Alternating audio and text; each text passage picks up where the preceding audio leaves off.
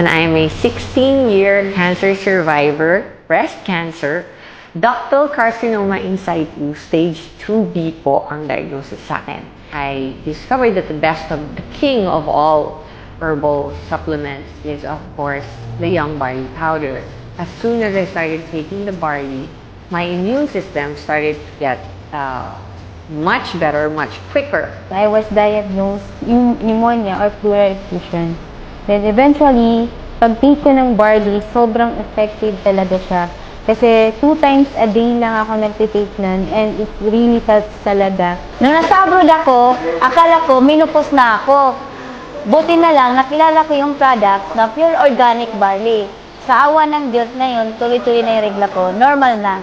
Na usually 3 to 5 days bago ako makapag-CR. Nung nag-take ako ng barley, within that day, 3 sachet lang, yun, nawala na yung constipation ko.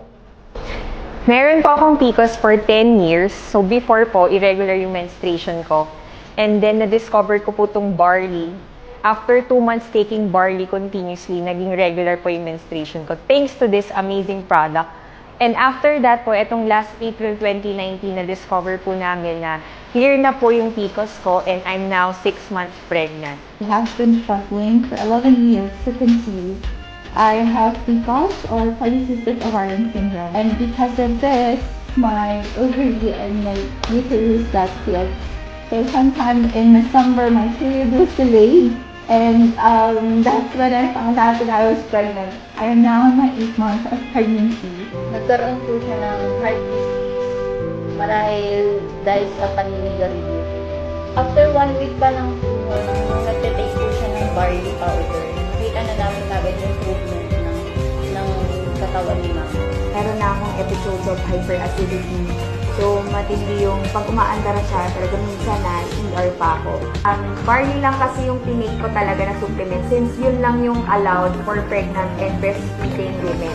Na-diagnose ako year 2015, November 9, diabetes mellitus 2, type 2. Naghanap ako ng alternate way para paano bumaba ang blood sugar. Sa biyaya ng Diyos, after 1.5 months, nakita ko kung gaano ka-epekto ang pure barley. Nagkaroon ako ng bacterial meningitis.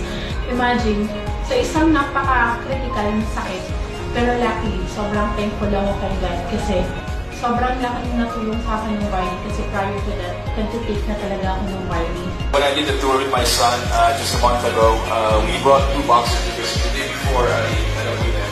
Even my son was taking it, so we never got sick. So right away, I was coming from a flight.